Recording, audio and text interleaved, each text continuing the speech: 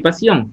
Ahora vamos a continuar donde nos habíamos quedado previamente con respecto a la implementación de la nueva norma, la 448, la norma que exige a las empresas implementar lineamientos de prevención con la finalidad de proteger la salud de los trabajadores.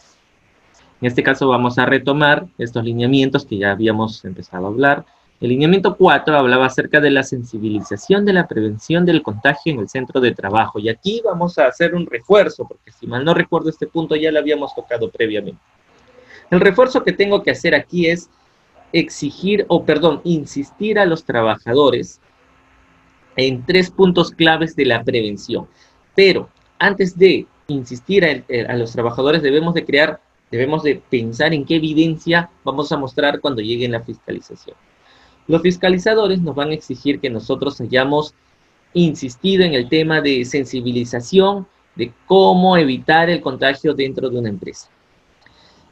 Ya se ha tenido experiencia de algunos colegas que al enfrentar la fiscalización, el fiscalizador, valga la redundancia, solicita un número de personas que hayan estado contagiadas hasta este momento de COVID. Digamos que su empresa de 50 trabajadores hay 5 contagiados o 10 contagiados.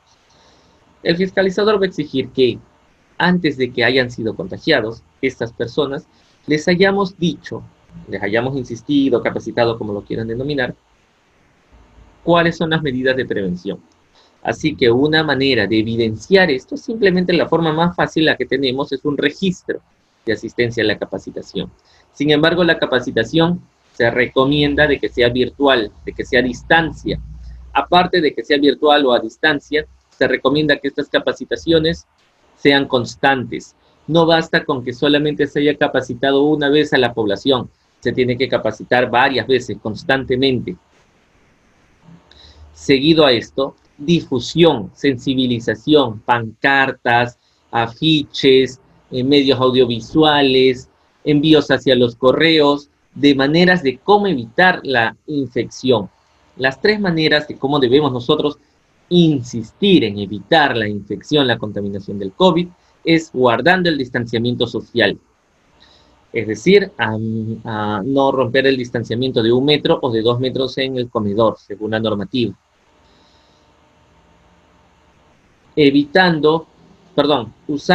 Haciendo uso constante de la mascarilla y haciendo un lavado frecuente de manos, y que ese lavado frecuente sea de 20 segundos, como mínimo. Aparte de esta sensibilización, nosotros debemos de dar facilidades para que estas medidas se implementen dentro del centro de trabajo. Entonces, nosotros debemos de difundir la forma de cómo evitar el contagio. Ya lo habíamos dicho, el lavado de manos, guardando el distanciamiento social. Al inicio también se hablaba de que cuando tosas o estornudes te cubras con el codo. Actualmente es el uso de mascarilla, evitar tocarte los ojos, la nariz, la boca. Por eso es que usamos mascarillas, etc. Esa es una manera general, y en la parte de difusión y sensibilización casi no ha variado mucho con respecto a la norma previa, que era la 239. Las medidas preventivas de aplicación colectiva. Aquí vamos a utilizar un ratito nuestra pizarra. ¿Cuáles son esas medidas de aplicación colectiva? ¿Qué es lo que va a suceder cuando tomemos medidas? Y aquí debemos de recordar el punto acerca de la desinfección. La desinfección ya no está exigida dentro de la 448. La desinfección o los túneles de desinfección realmente están ya contraindicados, no se recomienda. Si dentro de su empresa todavía existen los túneles de desinfección, como en algunos mercados, por ejemplo, eso ya está yendo contra la normativa. No ha demostrado beneficio, no ha demostrado que elimine el virus, y también ha demostrado que hay muchos de estos túneles de desinfección, como el ozono, el peróxido de hidrógeno, el alcohol, son dañinos hacia la piel de los trabajadores. Así que lejos de protegerlos, terminamos haciéndole daño. No está nada recomendado. ¿Qué es lo que vamos a hacer aquí? Vamos a dibujar a nuestra empresa. Digamos, aquí está la puerta de ingreso hacia su empresa. Y al momento de ingresar, se van a tomar las siguientes medidas. La primera medida es la toma de temperatura. Y esta toma de temperatura se recomienda según la normativa de que sea aleatoria. Y al ser aleatoria debemos de guardar alguna evidencia de que la estamos tomando. Recomendación, no dejemos que sea aleatoria, pues al ser aleatoria podemos dejar pasar a alguna persona con temperatura. La toma de temperatura debe ser al 100% de la población. Se recomienda que sea tanto al ingreso como a la salida. Anteriormente, en la 239 se hablaba de la temperatura observada por encima de 38 grados. Ya no. Se observa una temperatura que está por encima de 37.5 grados. Si hay una persona que está por encima de 37.5 grados, no se debe de permitir el ingreso, pues se transforma automáticamente en una sospecha de COVID. Y me preguntarán, pero Doc, esa fiebre o esa febrícula que puede tener puede ser debido a un resfrío, a una diarrea o a alguna infección que no necesariamente es COVID. Pues sí. Sin embargo, la nueva norma, la 448, le indica que esta persona debe ir o debe dirigirse hacia el centro de salud más cercano. Hacia el centro de salud más cercano. Si esta persona se dirige hacia el centro de salud,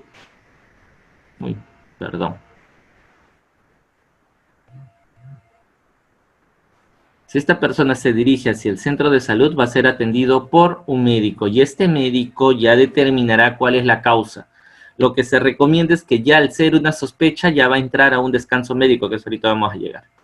Aparte de la toma de temperatura, también se recomienda una esquela o una ficha de descarte de síntomas. Estos descartes de síntomas principalmente son, bueno, valga la redundancia que ya estaba la fiebre, o sensación de alza térmica, o si usted ha tenido contacto con alguna persona con COVID, o si presenta tos, dolor de garganta, sensación de ahogo, dificultad para respirar, agitación. Si la persona a quien esta cartilla, declarada bajo una declaración jurada como recomendación, declara de que tiene síntomas o ha tenido contacto, es otra medida colectiva porque estamos abordando a toda la población. Automáticamente cualquier caso de sospecha es derivado al centro de salud más cercano. ¿Qué va a pasar en el centro de salud? En el centro de salud puede ser de que lo cataloguen efectivamente como una sospecha de COVID.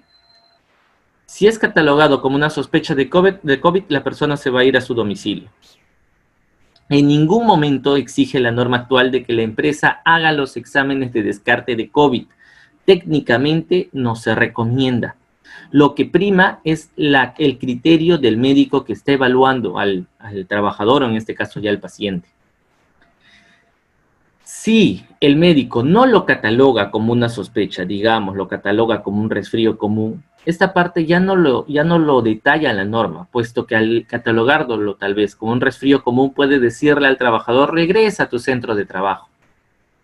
En la mayoría, bueno, en todos los centros de trabajo se exige de que haya un personal de salud actualmente. Este personal de salud que va a estar aquí dentro de la empresa, de preferencia es el médico, va a hacer lo siguiente, va a abordar nuevamente a este trabajador y lo debe de catalogar. Si él nuevamente lo cataloga como una sospecha de como una sospecha de COVID, se le dará automáticamente sus 14 días de descanso médico. Es decir, el médico ocupacional tiene la facultad de generar descanso médico por 14 días. Sin embargo, acá un punto.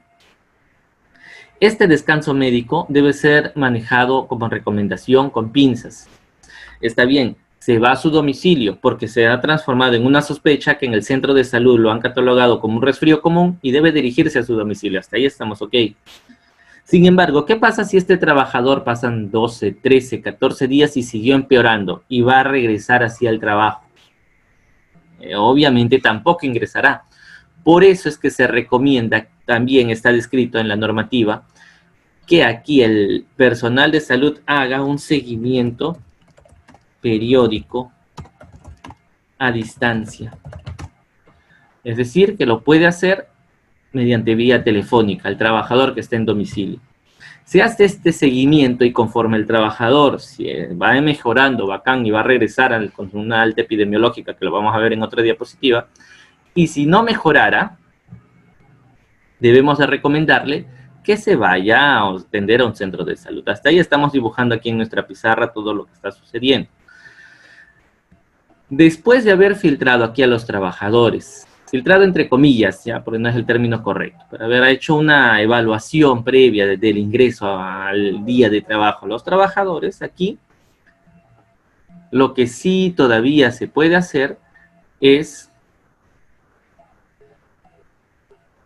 el pediluvio. El trabajador va a pasar por el pediluvio y debe de recibir diariamente, bueno, debe de recibir una mascarilla. Eso de diariamente todavía lo vamos a ver. Debe de recibir su mascarilla. ¿Por qué? Porque si el trabajador recibe una mascarilla que es lavable, que es comunitaria, debe de recibir 3 juegos de mascarilla. Y obviamente esto de aquí tiene que ser visto periódicamente, de que la mascarilla conserve sus características, o de lo contrario una mascarilla quirúrgica que debe de ser renovada diariamente, cada turno de trabajo por 8 horas. El trabajador sigue su ingreso. Previo a llegar al puesto de trabajo, debe de encontrar unas zonas donde se encuentra un lavadero, un dispensador de jabón y agua. El trabajador debe de lavarse las manos por mínimo 20 segundos y aparte aquí debe de encontrar el fiscalizador pancartas, afiches de cómo lavarse las manos y también tachos de basura donde desechar los papeles o donde desechar el trabajador que salga sus mascarillas que ya ha usado todo el día. Estas son algunas de las medidas colectivas, porque hay otras. El trabajador llega hasta su centro de labores, hasta su oficina, digamos, y dentro de su oficina debemos de garantizar un ciclado de aire, es decir, una ventilación adecuada. ¿Cómo lo vamos a garantizar? Con puertas, ventanas abiertas, por ejemplo. Distanciamiento social dentro de las oficinas. Las personas deben guardar el distanciamiento una de otra de mínimo 1 metro. Y aparte, como ya habíamos hablado el día de ayer, toda la zona debe guardar una desinfección de una vez previo al inicio de labores. No es solamente una limpieza, es una limpieza y desinfección previo al inicio de labores. Y aquí también debemos de tener cuidado con respecto a los materiales, como ya lo habíamos hablado anteriormente, que vamos a desinfectar. Si es acero, si es madera, o si es en ambientes comunes, etc. Otra medida colectiva donde vamos a tener que guardar también nuestra participación es justamente en el comedor. En el comedor ya el distanciamiento ya no es de 1 metro como antes lo habíamos hablado. En el comedor es de 2 metros.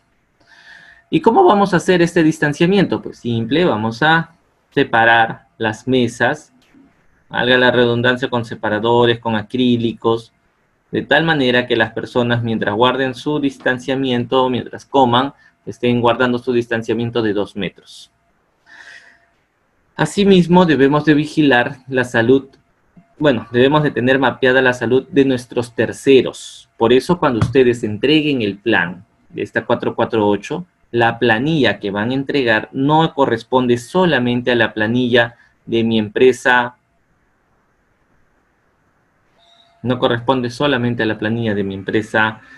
empresa Pepito Sac, sino también corresponde a de Estrellita, etc., de todos los terceros que nosotros tengamos mapeados. Todos los terceros nos deben de proveer su planilla, identificando a la población vulnerable, al nivel de riesgo en el que se encuentra y a la condición de trabajo, si ya regresaron o si han sido reincorporados, 2 términos que lo vamos a ver en una próxima diapositiva. Aparte de estas medidas, como una medida también común, es el uso de equipos de protección. Por eso es que previamente, previo a llegar a este punto, nosotros ya habíamos hablado de los niveles de riesgo. El nivel de riesgo bajo, el nivel de riesgo mediano, alto y muy alto.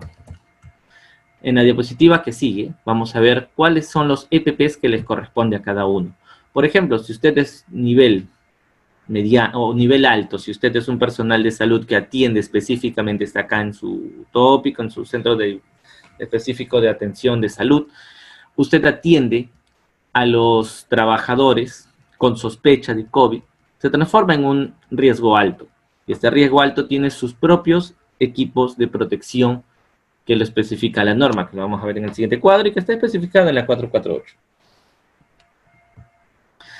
Son algunas de las medidas colectivas que se van a dar. ¿Qué pasa cuando nosotros identificamos a un caso sospechoso? Cuando identificamos a un caso sospechoso, nosotros lo derivamos a su centro de salud. Automáticamente, ahí nada más, habiendo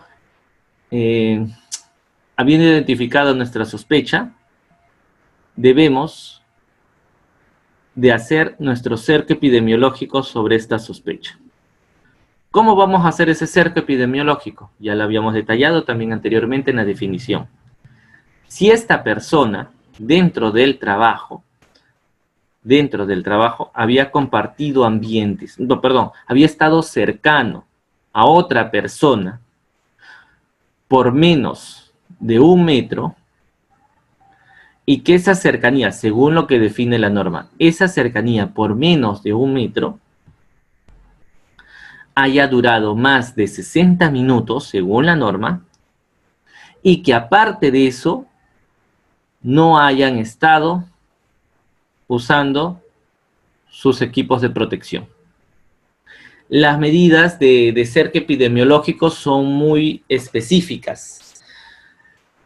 Es decir, el uso de equipos de protección debe de ser constante. ¿Recuerdan cuando hablamos cuando empezamos hoy día, retomamos este tema de la charla? Nosotros debemos de insistir en 3 puntos: lavado frecuente de manos, distanciamiento social y uso constante de su mascarilla. Si las personas practican el buen distanciamiento social, practican el buen uso de los EPPs, no deberíamos de encontrar un cerco epidemiológico, según la nueva normativa, cuando hallemos a un caso sospechoso.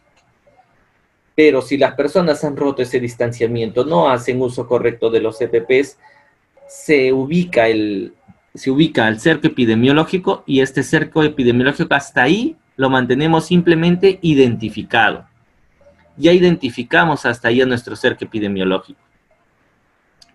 ¿Qué es lo que nos exige la norma? Habiéndolo identificado, nos exige que hagamos seguimiento a esta persona. Si esta persona, que era un caso sospechoso, pasa a ser un caso COVID positivo, estas personas automáticamente pasarán a ser contactos cercanos o directos de un caso positivo. Por lo tanto, estas personas también se van a aislamiento domiciliario por 14 días. El tiempo ahorita lo vamos a ver. El tiempo específico de cuánto seguirá un aislamiento domiciliario, un positivo, una sospecha, quien simplemente queda en sospecha, lo vamos a ver. Estas son algunas de las medidas colectivas o de los procedimientos que debemos ir implementando dentro del trabajo y que debe estar especificado en en nuestro plan que vamos a presentar, porque acuérdense que el plan primero va a ser aprobado por el comité. Después de ser aprobado, va a ser presentado al MINSA. Y en esa presentación, ojo, nosotros tenemos mapeado a todas las personas, la planilla, tanto de nuestra empresa como de los terceros. Y ahí también en esta planilla estamos presentando la población con factores de riesgo, acuérdense de eso, todos los vulnerables, la población según su estratificación de riesgo: bajo, mediano, alto, muy alto, porque dependiendo de eso vamos a saber qué EPPs van a usar, si son reincorporados o son reingresos, o si están trabajando de manera remota, home office, o manera presencial.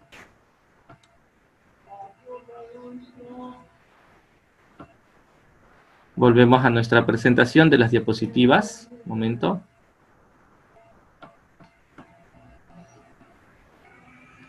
Espero de que sigamos ahí en nuestra presentación de las diapositivas.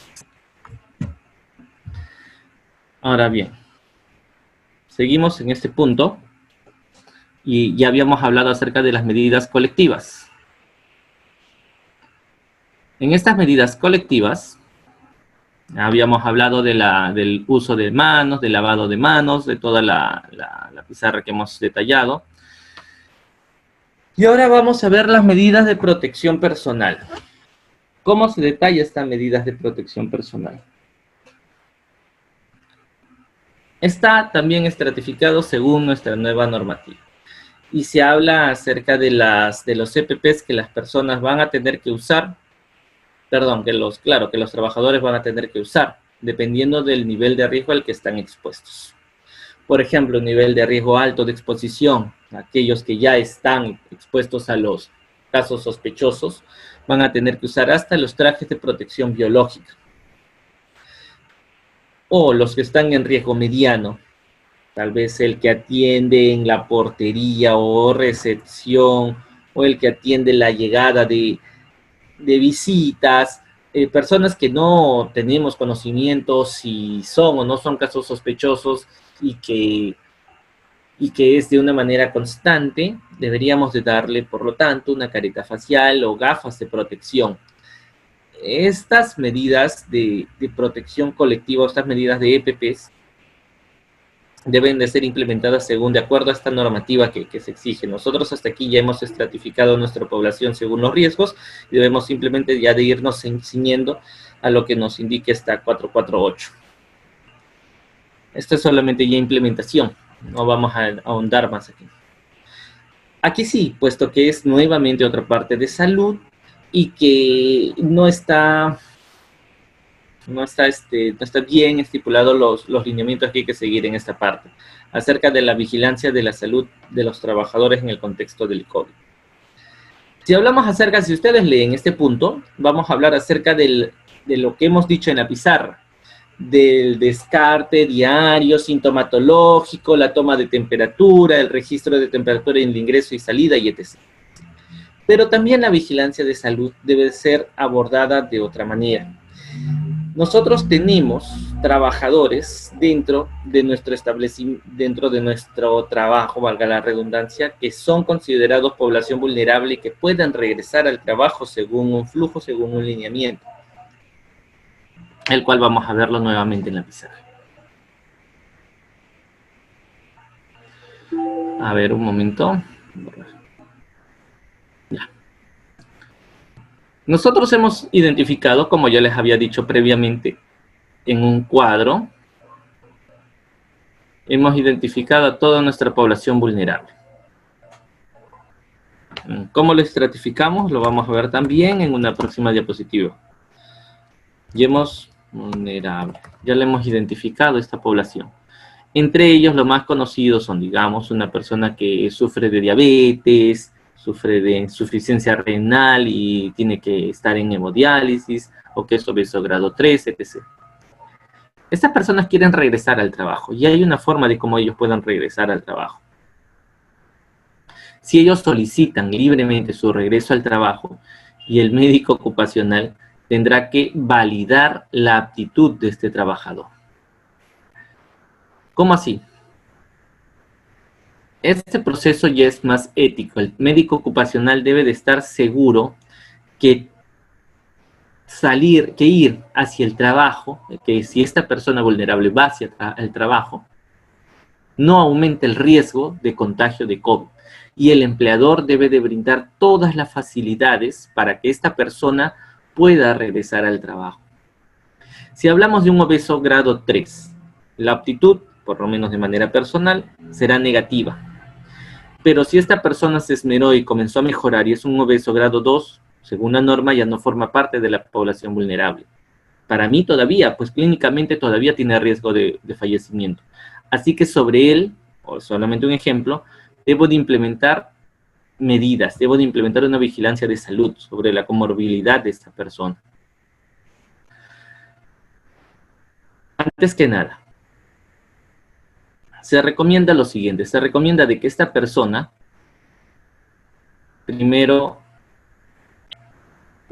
mejore su sistema de salud, mejore su estado de salud, actualice un examen médico ocupacional, el cual me evidencie que si era gordito, digamos, no esté sufriendo de glucosa elevada, no tenga descarte de diabetes. De esa manera tal vez me genere algo, un sustento más para validar una aptitud. Y esta persona debe de firmar una declaración jurada en la cual él sabe de que a pesar de todo, él sigue formando parte de la población vulnerable.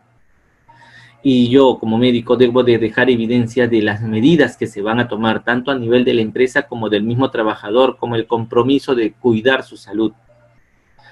Luego de hacer todo esto, se firma recién la aptitud. Y esta aptitud la firma el médico ocupacional, el trabajador y el representante legal de la empresa. El trabajador ingresa. Sin embargo, al ingresar debemos nosotros de garantizar un seguimiento, un estado de vigilancia de salud ocupacional. Y aquí viene otro punto. ¿Qué pasa si era una persona gordita, como les digo, un obesito? Debo de implementar actividades. Y esas actividades es la vigilancia de salud de mis trabajadores. ¿Cuáles son esas actividades que yo podría, recomendar? Por ejemplo, actualización, como ya les he dicho, actualización del EMO. Porque así voy a saber si esta persona se encuentra bien de salud, por lo menos en este momento. Su seguimiento por el endocrinólogo o por el médico especialista. Aparte de esto, también bien podríamos recomendar dieta y pesaje cada 15 días. Son solamente algunas recomendaciones, puesto que cada médico implementará sus medidas según sus criterios. Si era una persona con diabetes, podemos recomendar la toma de glucosa cada 15 días. Es un decir, no puede ser cada semana. Y para esto necesito, obviamente, los requerimientos que el empleador que yo vaya a solicitar a mi empleador, como el glucómetro, la balanza, o la balanza, si es posible, que me tome también el porcentaje de grasa corporal, el porcentaje de grasa visceral, las tiras reactivas para la toma de glucosa, el tensiómetro, el esfingómetro, si se trata de alguna persona con presión arterial elevada, y etc. Aparte de eso, obviamente, si yo tengo un comedor, un proveedor de alimentos, ingresarlo a un programa de dieta. Todo esto el trabajador se debe de comprometer en seguir. Y esta vigilancia debo de evidenciarla cada cierto tiempo. ¿Por qué? Porque aquí ya voy reuniendo evidencia de que el trabajador sabía de que era población vulnerable. Él ha firmado una solicitud de regreso al trabajo, ha pasado un examen médico ocupacional, el compromiso de brindar todas las facilidades para que este trabajador no aumente su riesgo de contagio, no ha sido solamente del médico, sino del representante legal y del mismo trabajador, y que él mismo se ha comprometido a seguir todas las indicaciones dadas, son algunas de las evidencias que estamos nosotros sumando para validar que este trabajador puede cumplir sus funciones aquí adentro de la empresa. Sin embargo, esto debemos de dejarlo en claro como médicos,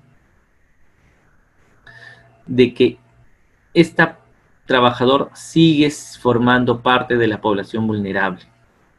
Hay una población que no se considera, que se considera clínicamente población vulnerable, pero no legalmente. Hasta acá hemos hablado de todos los que se consideran legalmente población vulnerable, como el obeso grado 3 que quiera regresar al trabajo, que la normativa no me lo permite porque lamentablemente es considerado una población vulnerable. Sin embargo, existen también grupos que no son considerados población vulnerable. El obesito grado 1, y que bueno, pues, clínicamente sí podría serlo. No sé, una persona con hipertensión arterial.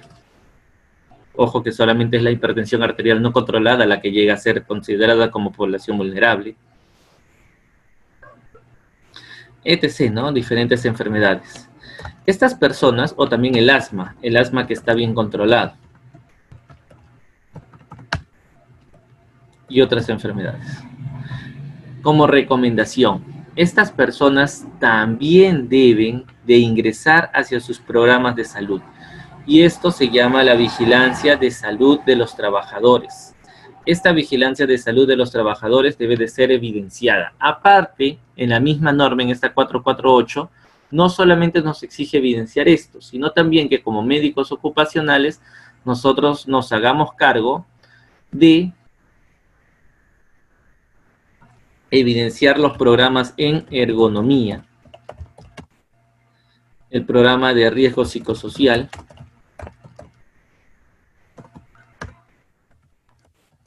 y etc. Es decir, aparte de haber vigilado la salud de los trabajadores con factores de riesgo para COVID, también debemos de vigilar la salud por medio de la ergonomía, de riesgos psicosociales, etc. Recomendaciones.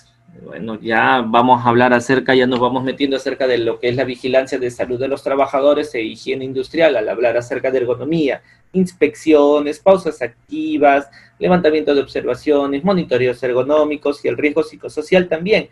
En el riesgo psicosocial sí debemos de enfatizar el punto de la no estigmatización y no discriminación que nos lo exige la normativa y es un punto que se está fiscalizando. En las capacitaciones que debe de estar expuesto el tema de evitar la estigmatización no a la discriminación. ¿A qué me refiero? A que una persona, como estaba en la pizarra previa, que es considerado COVID positivo, al momento de regresar al trabajo puede sufrir de discriminación dentro del trabajo. Nosotros debemos de hacer actividades para evitar esa discriminación, para evitar esa estigmatización sobre nuestro trabajador. Eso sí, eso es un punto más fuerte, más que el de ergonomía. Ojo que también mencionan ergonomía dentro de la 448. Volvemos hacia nuestra pizarra. Perdón, hacia nuestras diapositivas.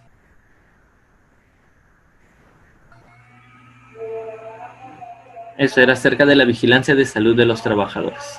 Ahora, ¿qué va a pasar con el regreso y reincorporación? Es decir, ya pasó todo un tiempo de vigilancia de los trabajadores.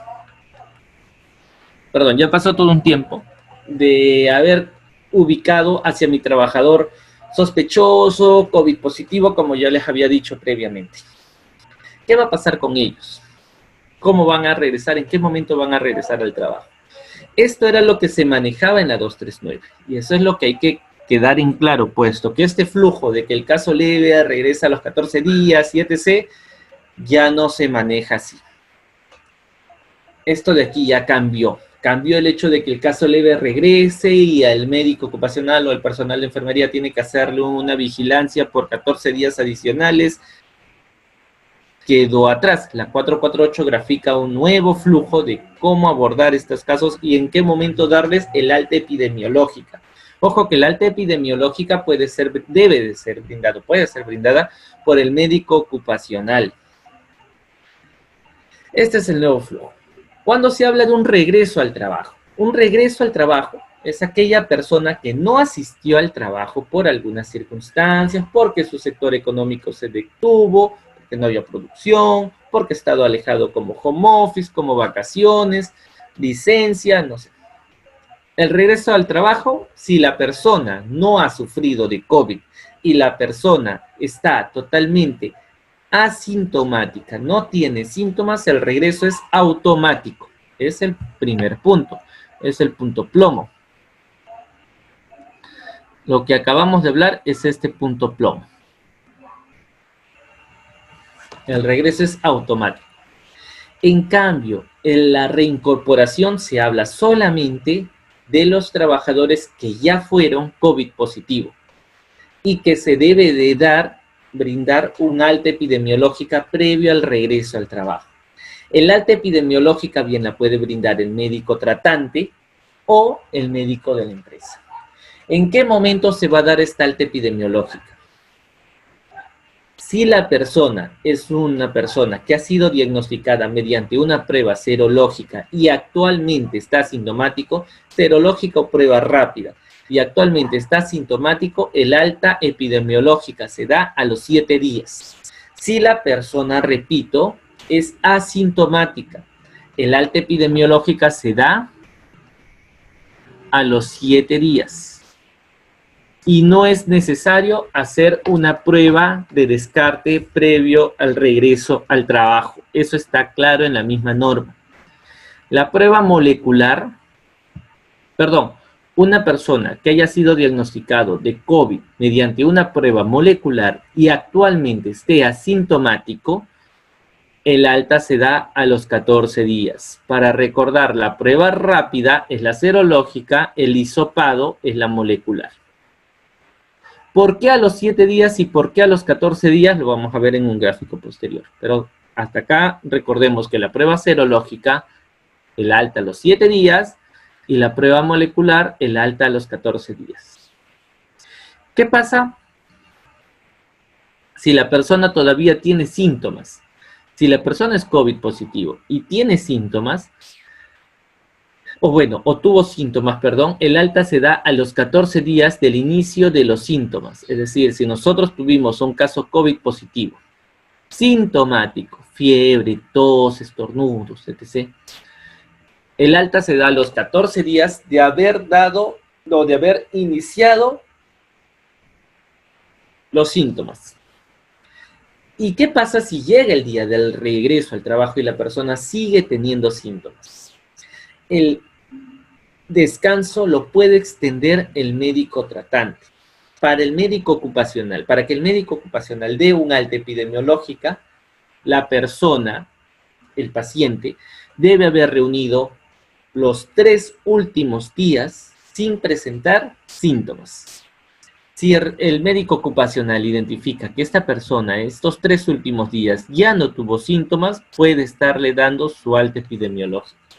Se necesita ese punto, ese criterio para poder brindar un alta epidemiológica a los pacientes sintomáticos. ¿Qué pasa si era un caso moderado grave? ¿Cuándo definimos un caso moderado grave? Un caso leve es lo que hemos hablado hasta ahorita, o asintomáticos. Acá están los casos asintomáticos. Acá están los casos leves. Caso leve, entiéndase aquel que perdió el gusto, perdió el olfato, tuvo tos, tuvo fiebre, pero tuvo tratamiento en casa. Caso moderado es aquel que necesariamente tuvo que estar hospitalizado. Y caso grave es aquel que necesariamente tuvo que estar en UCI, en cuidados intensivos. El alta, tanto de un caso moderado o de un caso grave, lo da específicamente el médico tratante. Y en estos casos moderados o graves, la reincorporación se va a generar de acuerdo a la evaluación de seguridad y salud al trabajo, de acuerdo a la normativa vigente y obviamente con los criterios del médico ocupacional. Solamente aquí puede cambiar en algo el proceso de reincorporación o la demora. ¿Y se acuerdan cuando hicimos la pizarra? Cuando hicimos la pizarra dije que al inicio una persona podía ir a un médico, ser considerado, bueno, porque lo identificamos como sospecha, lo mandábamos y era considerado como una gripe, un resfrío común y regresaba al trabajo. Pero el médico ocupacional podía bien decir que no necesariamente es un resfrío común, sino que lo puede considerar todavía como una sospecha. Si el médico ocupacional lo considera como una sospecha, el alta se da a los 14 días después del inicio de los síntomas. Es decir, el trabajador mostró síntomas, se consideró como una sospecha, no llegó a tener una prueba, no se consideró como un caso positivo. A los 14 días de haber iniciado los síntomas, el médico puede dar el alta siempre y cuando reúne este criterio de 3 últimos días asintomáticos. ¿Y qué pasa con la persona que tuvo contacto directo o contacto cercano con pacientes COVID positivo? La persona que tuvo contacto directo o contacto cercano también se puede generar su alta epidemiológica. 14 días contabilizados a partir del primer día de contacto con el contacto directo. Solamente ahí se considera un alta epidemiológica para una sospecha o un contacto. Esperemos que hasta ahí vayamos quedando ok. Seguimos con la diapositiva. esta parte ya la habíamos graficado solamente para repasarla. ¿Qué pasa con el regreso o reincorporación de trabajadores con factores de riesgo para COVID-19? Primero recordar de que nuestros factores de riesgo para COVID-19 han cambiado bastante según nuestra normativa. Una cosa, haciendo la salvedad nuevamente, una cosa es que sean considerados personas vulnerables según la normativa actual, y otra cosa es que sean considerados población vulnerables clínicamente, porque clínicamente el obeso grado 1 o incluso los que sufrimos de sobrepeso ya podemos estar dentro de población que si nos enfermamos podría ser grave. Y aquí tenemos las diferentes normativas como la 193, la 239, la que hemos venido hablando, la 265, etc. Actualmente se considera a la población vulnerable aquellos que tienen más de 65 años, hipertensión arterial no controlada. ¿A qué me refiero acá? Aquellas personas que sufren de presión arterial y por más medicinas que estén tomando siguen sin controlarse. Lo podemos mapear haciendo nuestro sistema de vigilancia de salud dentro del trabajo, tomando la presión a estas personas que dicen estar medicadas y que estén controlando su presión arterial. Si no la están controlando, pueden ser considerados población vulnerable. Y miren, esto de acá sí cambió con respecto a los anteriores que sí consideraban anteriormente a toda la población con presión arterial elevada. Actualmente ya no. Actualmente solo se considera a las enfermedades cardiovasculares graves, válgase aquellas que no tienen un buen tratamiento y que tienen alguna dificultad en el momento. El que sí conserva o se sigue conservando es cáncer y es diabetes. El asma solo se considera el asma moderado al asma grave. Y aquí no es que el paciente diga que tiene un asma moderado o un asma grave. Se recomienda siempre el criterio del neumólogo para poder ser considerado como tal. También están algunas enfermedades pulmonares crónicas, tal vez como el enfisema.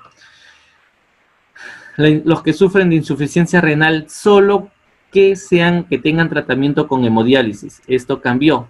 Anteriormente todas las insuficiencias renales eran consideradas población vulnerable.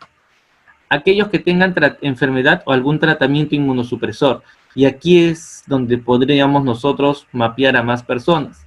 Aquellos que tienen VIH, aquellos que reciben tratamiento como yodoterapia, aquellos que reciben tratamiento antiviral, etc.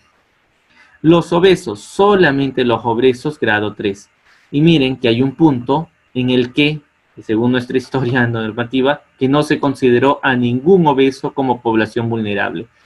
Actualmente ya no es así. Miren, este es el punto que más grafica los cambios que se hicieron. Primero todos los obesos, después solo los de grado mayor a 30, después mayor a 40. En un momento no se consideró a ningún obeso y actualmente solamente a los que tienen mayor o igual a 40 IMC.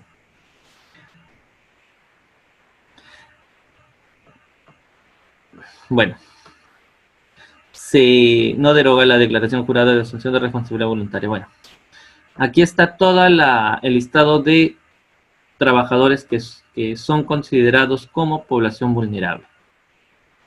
Nuevamente aquí, solamente para resaltar este listado y resaltar que las personas que actualmente la normativa, la 448, incluye, no es que incluya como población vulnerable, sino que se refiere a la población gestante, que si presentara alguna intercurrencia en el embarazo, el médico ocupacional puede o debe dar la opinión respecto a que realice trabajos remotos, trabajos in-house, que no se suspende el descanso médico, que se cuide a la población gestante, que se cuide a la población lactante también. Bueno, me refiero a las que están dando de lactar. Sí permite al médico ocupacional verificar si es que puede continuar con sus actividades o debe pasar a actividades remotas. Hasta ahí va esta parte. Ahora vamos a ver una parte que había quedado en el aire acerca de la valoración de las pruebas de COVID. ¿Cuál es esta valoración de las pruebas de COVID? Nosotros tenemos en la actualidad hasta 3 tipos de pruebas, pero las que están legalmente aprobadas son 2. Las pruebas serológicas cualitativas y la prueba molecular. También tenemos a las pruebas serológicas cuantitativas, que las vamos a ver tal vez ahí en algún momento. Estas curvas tratan de ejemplificar el dinamismo, el cambio de estos anticuerpos de los que se habla. Las pruebas serológicas cualitativas o pruebas serológicas en general van a detectar o buscan detectar partículas de anticuerpos generados por mi persona en respuesta como defensa a la infección por el COVID. Este gráfico lo vamos a manejar de esta manera. Aquí tenemos el día en el que inicia los síntomas la persona, Pepe. Pepe inicia aquí en este punto los síntomas. Si nosotros buscamos el IgG-IgM, ¿qué cosa es IgG-IgM? IgG-IgM son los anticuerpos de respuesta a la infección.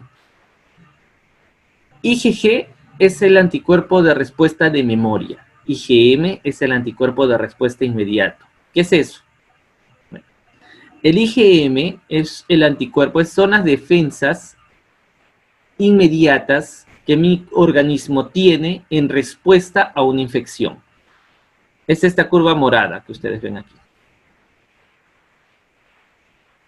Entonces, mi organismo reacciona ante la presencia del virus y da como respuesta anticuerpos de defensa inmediata. ¿Cuándo se dan estos anticuerpos? Casi 10 días o 8 días, en ese promedio, después del inicio de los síntomas. Entonces, no hay razón para que ni bien haya síntomas, tomar una prueba rápida y pensar que se descartó la enfermedad. Si usamos una prueba cuantitativa, una prueba serológica cualitativa. Y esta respuesta de manera inmediata va a caer posteriormente. ¿En cuánto tiempo cae? Se dice que hasta 6 semanas posteriores todavía podemos tabular alguna presencia de este anticuerpo de respuesta inmediata. Es por esta razón, por todo este tiempo, por este periodo que las pruebas no son confiables. ¿Puedo yo encontrar todavía IgG-IgM y ser considerado un falso positivo? Porque ya pasaron más de 6 semanas. ¿Puedo no encontrar ni IgG ni IgM y ser considerado un falso negativo? Porque todavía está en un periodo en el que no hay respuesta todavía de nuestro organismo. El IgG es el anticuerpo similar, es una respuesta similar a una infección, pero que se va a mantener en el tiempo. A ver, un momento.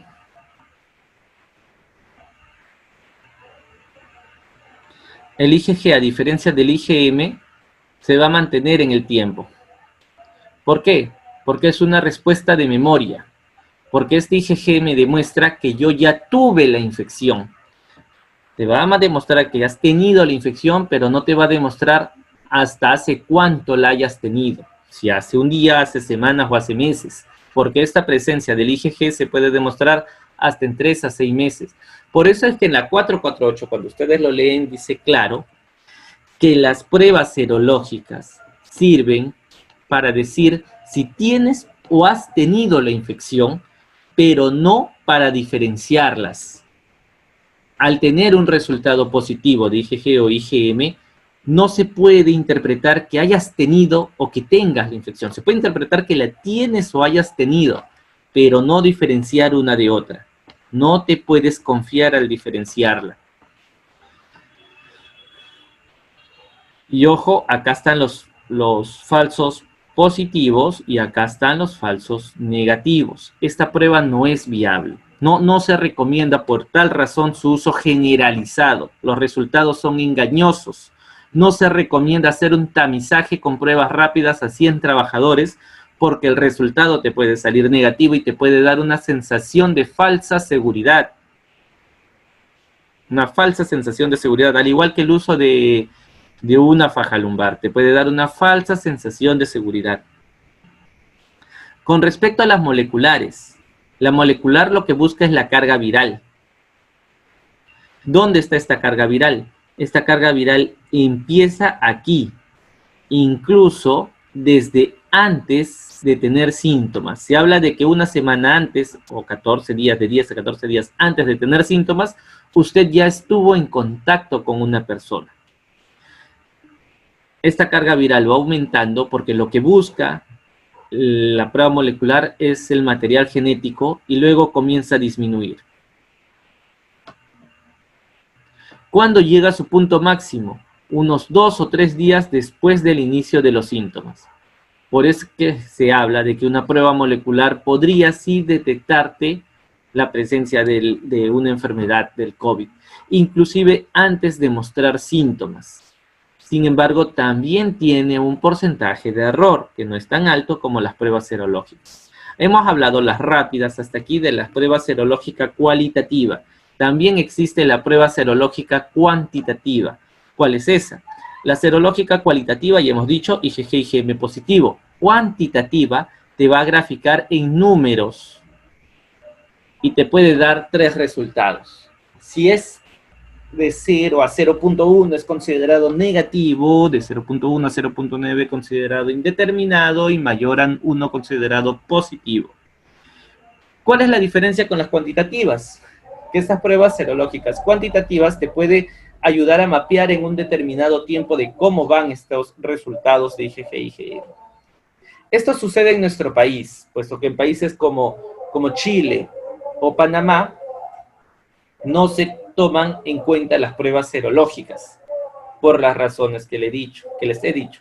Las pruebas serológicas, por ejemplo, en Chile, y están normados, solamente deben ser usados para estudios, pero no para diagnóstico, ni seguimiento, ni dar de alta a los pacientes. Si es que alguna empresa hiciera las pruebas serológicas, el mismo ministerio no las toma en cuenta, solamente toma en cuenta las pruebas moleculares. Lo mismo pasa en Panamá. Para hacer el diagnóstico de una persona se usan las pruebas moleculares. No digo que Perú sea el único país que existan las pruebas serológicas. Ecuador, Colombia también han aprobado las pruebas serológicas. Sin embargo, como les he dicho hace un momento, también en una pizarra previa, no debemos de guiarnos solamente por el resultado de una prueba. Este resultado debería ser interpretado por el médico tratante para hacer un cruce de información. Es solamente una ayuda diagnóstica. No debería de ser considerado como limitante para el trabajo. Pero bueno.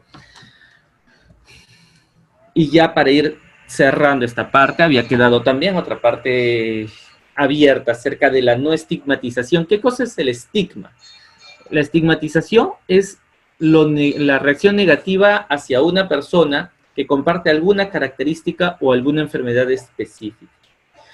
En esta pandemia significa que las personas pueden ser etiquetados como COVID, como positivo, y que se las aparte, o sea, no solamente con un distanciamiento social, sino que sufra de discriminación. Puede afectar, sí, la salud de estos trabajadores, puede afectar la salud mental de estos trabajadores. ¿Cómo lo podemos abordar? Podemos abordar haciendo uso de esta RM, la 186-2020 MINSA, que nos especifica y nos da varios lineamientos a seguir acerca de cómo pueden enfrentar la salud mental estos trabajadores. Bueno, como siempre, les dejo ahí mi número. Cualquier cosa pueden consultarme. Encantado de poderlos ayudar. Ha sido un gusto. Gracias por su participación.